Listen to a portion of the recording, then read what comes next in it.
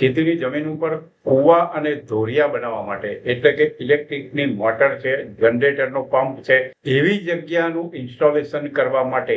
2 ગુંઠા જમીન સરકાર પાસેથી કેવી રીતે ભાડા પટ્ટે મેળવવી અથવા ગ્રાન્ટ કરાવવી તેની વિગતવાર ચર્ચા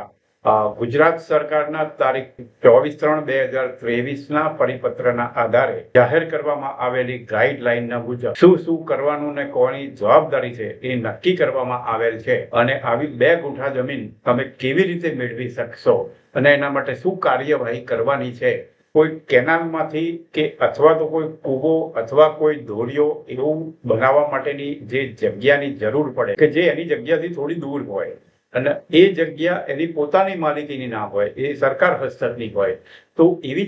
જમીનની અંદરથી એવી ઇલેક્ટ્રિક મોટર કે પંપ મૂકવા માટે